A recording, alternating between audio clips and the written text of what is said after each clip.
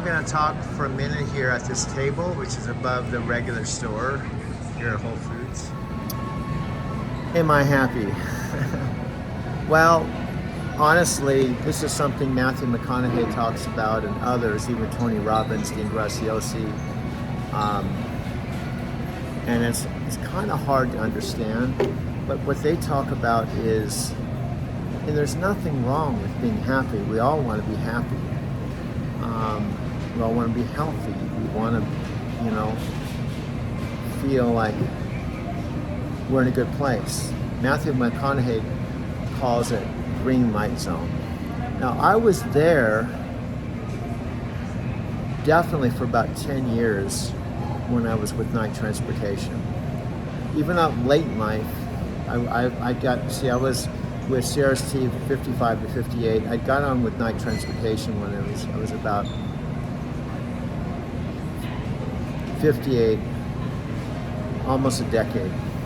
When I got with Knight Transportation, number one, I went there because it was a solo company, meaning I wasn't doing teams any longer. I didn't have to share the truck with someone. Number two, when I went to Knight Transportation, I had already traveled around the United States 3 solid years, 600,000 miles. I'd driven 300,000 miles, which is 3 times what you had to drive to be considered a certified Knight driver. So when I contacted Knight Transportation, I said I was with CRST 3 years, and I did teams for 3 years and had no accidents, clean driving record. They just said basically, how soon do you want to start?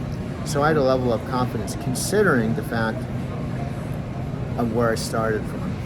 Now, Dean teaches this, and most people that I know that are personal development gurus is success is all relative to where you started, right? And Brian Tracy would even talk about the fact financial independence does not mean that you have to be gazillionaire. It's not, and even Matthew McConaughey in a clip I have here, I played multiple times, where Matthew does a good job of explaining it, that success isn't really a destination. It isn't like, when I reach this, then I'm going to be happy. Because think of all the, and he's talked about this, others have talked about it, think of all the very wealthy, successful, famous people, like Robin Williams. Although Robin Williams, I think, took his life, wasn't just because he wasn't happy, I believe. His wife said he had a condition where he lost hope and he could see kind of the end in sight, and he just didn't want to go down that path, so he hung himself. Now, there's been a lot of Marilyn Monroe, people all the way down the line of all the successful, famous people that have taken their life.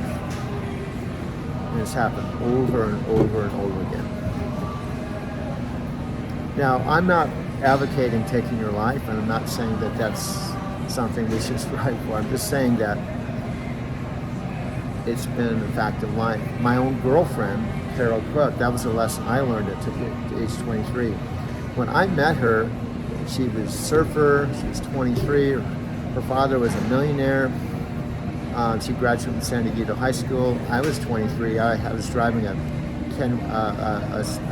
Triumph TR6. I was training with Navy SEALs. I was in the top of my game. I was 23 years old. I worked for SDG&E. I loved my job. I had an apartment on the ocean. And I didn't know when I met her in August that she had some serious problems. Guess how I found out? This is kind of weird. After Carol shot and killed herself December 30th, 1976, it would take about 40-something years later, driving a truck in the weirdest way, that I would hook up or connect with her sister in St. Louis, Missouri area, because I got a load with Knight Transportation from Phoenix to upstate New York, Buffalo. And it was because of that load and the fact that she sent me a Facebook request. She said Carol's sister, Cynthia, who remarried and moved from Seattle to St. Louis, sent me a Facebook request while I was on my 10-hour break in Kansas area on my way to Kansas City and St. Louis. And it said Cindy Cook. And I thought, Cindy Cook? Carol's last name was Cook and her sister's name was Cynthia. but I thought, what's the chances? So I accepted it. As soon as I accepted Cynthia's Facebook request, there was a long Facebook Messenger message from her that said, I've been looking for you for 45 years or something like that.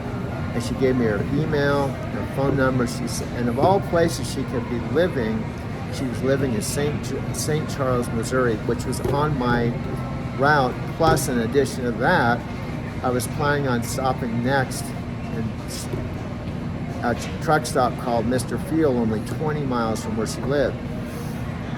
And on top of that, I was going to do a 34-hour reset on the way to Buffalo, which Buffalo, incidentally, I met up with my friend Pat Pendleton and her boyfriend. So that was a magical load that would have never happened if I wasn't driving a truck.